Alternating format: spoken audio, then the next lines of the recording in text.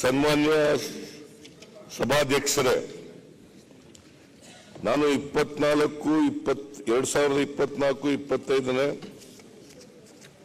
ಸಾಲಿನ ಆಯವ್ಯಯವನ್ನು ಸದನದ ಮುಂದೆ ಮಂಡಿಸುತ್ತಿದ್ದೇನೆ.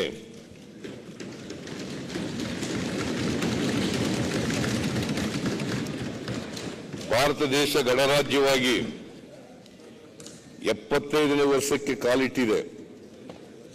ಈ ಸುಸಂದರ್ಭದಲ್ಲಿ ನನ್ನ 15ನೇ ಆಯವ್ಯಯವನ್ನು ಮಂಡಿಸಲು ಹರ್ಷಿಸುತ್ತೇನೆ. ಡಾಕ್ಟರ್ ಬಾಬಾ ಸಾಹೇಬ್ ಅಂಬೇಡ್ಕರ್ ಅವರು ರೂಪಿಸಿದ ಸಂವಿಧಾನದ ಆಶಯದಂತೆ ನ್ಯಾಯ, ಸಮಾನತೆ ಹಾಗೂ ಭ್ರಾತೃತ್ವದ ತಳಹದಿಯ ಮೇಲೆ ಕರ್ನಾಟಕ ಮಾದರಿ ಅಭಿವೃದ್ಧಿಯ ಹೊಸ ದೃಷ್ಟಾಂತವನ್ನು ರೂಪಿಸಲು ನಾವು ಹೆಜ್ಜೆ ಇಟ್ಟಿದ್ದೇವೆ. ಸಾಮಾಜಿಕ ನ್ಯಾಯ ಎನ್ನುವುದು ನಮ್ಮ ನಂಬಿಕೆ ಮಾತ್ರವಲ್ಲ, ಅದು ಉದಾತ್ತ ಜೀವನ ದೃಷ್ಟಿಕೋನ.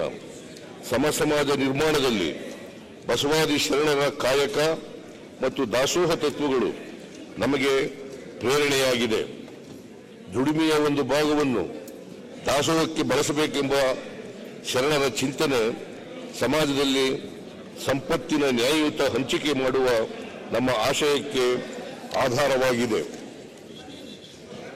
ಆಗದು ಎಂದು ಕೈಲಾಗದು ಎಂದು ಕೈಕಟ್ಟಿ ಕುಳಿತರೆ ಸಾಗದು ಕೆಲಸವು ಮುಂದೆ, ಮನಸ್ಸೊಂದಿದ್ದರೆ ಮಾರ್ಗವು ಉಂಟು, ಕೆಚ್ಚದೆ ಇರಬೇಕೆಂದು ವರನಟ ಡಾಕ್ಟರ್ ರಾಜ್ಕುಮಾರ್ ಅಭಿನಯದ ಹಾಗೂ RN ಜಯಗೋಪಾಲ್ ರಚಿಸಿದ ಬಂಗಾರದ ಮನುಷ್ಯ ಚಿತ್ರದ ಈ ಹಾಡಿನಂತೆ ದೇಶದ ಯಾವುದೇ ಸರ್ಕಾರ ಜಾರಿಗೊಳಿಸದ ಅತ್ಯಂತ ಬೃಹತ್ ಪ್ರಮಾಣದ ನೇರ ನೆರವು ನೀಡುವ ಗ್ಯಾರಂಟಿ ಯೋಜನೆಗಳನ್ನು ಅತ್ಯಂತ ಕಡಿಮೆ ಅವಧಿಯಲ್ಲಿ ಪರಿಣಾಮಕಾರಿಯಾಗಿ ಅನುಷ್ಠಾನಗೊಳಿಸಿದ ಶ್ರೇಯ ನಮ್ಮದಾಗಿದೆ. ನಮ್ಮ ಮಹತ್ವಾಕಾಂಕ್ಷೆಯ ಗ್ಯಾರಂಟಿಗಳು ಜನರ ಆಶೋತ್ತರಗಳನ್ನು ಆಧರಿಸಿವೆ.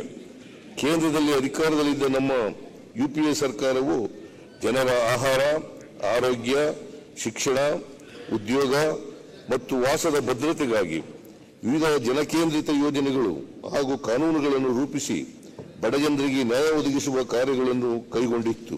ಆದರೆ ಇಂದಿನ 10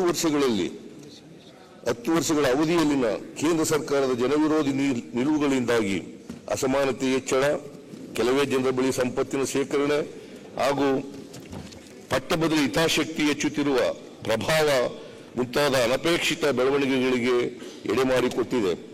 ಅದಕ್ಕಾಗಿಯೇ ತನ್ನ ಹೊಣೆಗಾರಿಕೆಯಿಂದ ನುಡಿಸಿಕೊಂಡ ಕೇಂದ್ರ ಸರ್ಕಾರ ಮಾಡದ ಕೆಲಸವನ್ನು ರಾಜ್ಯ ಸರ್ಕಾರ ಕೈಗೆತ್ತಿಕೊಂಡಿದೆ. ನಾವು ರೂಪಿಸಿದ ಗ್ಯಾರಂಟಿ ಯೋಜನೆಗಳು ಕೇವಲ ಚುನಾವಣಾ ಗಿಮಿಕ್ ಅಲ್ಲ. ಭಾರತ ಜೋಡೋ ಯಾತ್ರೆಯ ಸಂದರ್ಭದಲ್ಲಿ ನಮ್ಮ ಪಕ್ಷದ ಕಾರ್ಯಕರ್ತರು ಸಂಗ್ರಹಿಸಿದ ಜನಾಭಿಪ್ರಾಯದ ಫಲವಾಗಿದೆ. ಇದು ಉದ್ಯೋಗ ಸೃಜಿಸಿ ಜನರು ಕೊಳ್ಳುವ ಸಾಮರ್ಥ್ಯ ಹೆಚ್ಚಿಸುವ ಪ್ರಯತ್ನವಾಗಿದೆ.